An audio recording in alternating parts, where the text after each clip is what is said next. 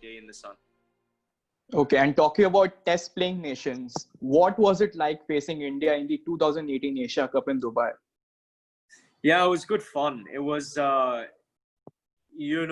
magnitude of the game, never really hit me because, I was a bit busy with press conferences and media. So I wasn't really focused on the fact that I was about to play the nation in which my parents hailed from and where I'm from. Yeah. It really hit me for the first time was when, the national anthems were going on and I was, sort of got goosebumps a little bit. But yeah, it was just something that nobody can take away from me. I think the way in which we played our cricket was definitely very mature. And I think we handled ourselves against the best white ball team in the world. Yeah. Pretty well. And again, that's just, it was a bittersweet feeling because after that match, we were going to lose ODI status. So, you kind of say, great, we've done really well. But then you look to the future and you look to, be more hungry and to play more competitive cricket, but nothing's on the lines for you. So, you're kind of just like, how am I supposed to feel about this? Would I have rather got pummeled so you can accept the fact that, we're not good enough for this level? Or would you rather get a taste and then go back to normality in which you're playing one game every 4 months? So, it was a little bit of a weird feeling, if I'm not going to lie. And like you went into that match after losing to Pakistan, like it was a one-sided affair. So what was the atmosphere in the dressing room before the India game started? I think if you look at the history of our team, their backgrounds, most of them have originated from Pakistan. I think going into that game, I don't think we were quite adapted to the high octane level of the way that Test nations play. Before that, we were playing against, 80 mile an hour bowlers, 83, 84 max bowlers in the UAE, Nepal, in the World Cup, in the Asia Cup qualifiers. But then we didn't have much prep time after that because 1 week later we were in Dubai, in 45-degree heat against some of the best teams in the world. So I think we would have fared better had we had practice matches. I think we were quite just a little bit like, whoa, just a little bit taken aback by this standard. Credit goes to Pakistan. Obviously, they bowled amazingly well. But I think we needed that one game to sort of say, okay, this is what we need to do.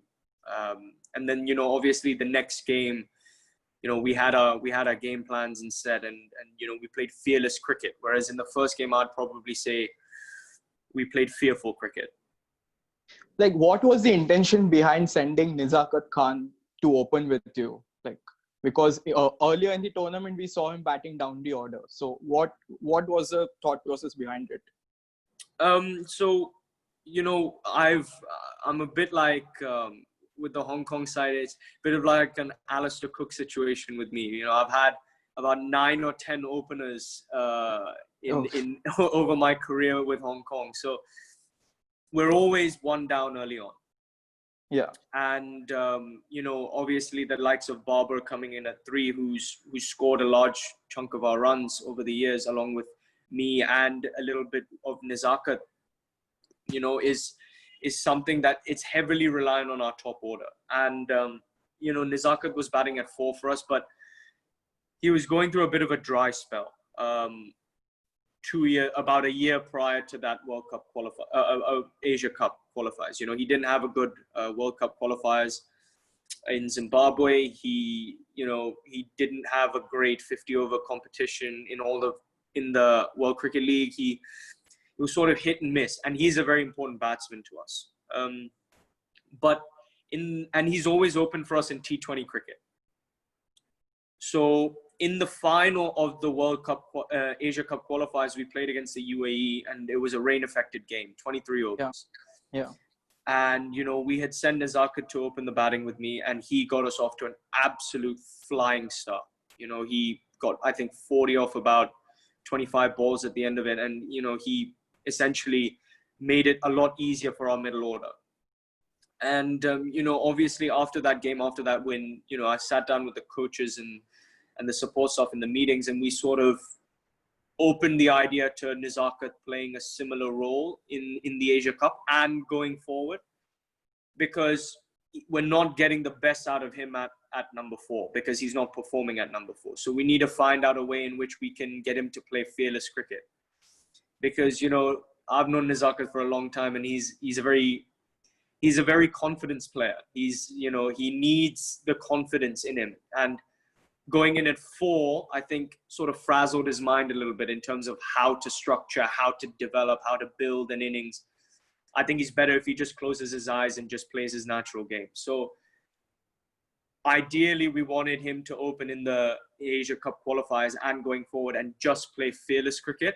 So there's no pressure of him batting with the lower order, or there's no pressure of him, trying to take it upon himself to score the runs. So that was our theory behind it. And, the way he performed against India was definitely amazing. And it was something that you just don't see every day. And it definitely made my job at the other end a lot easier. So Anshuman,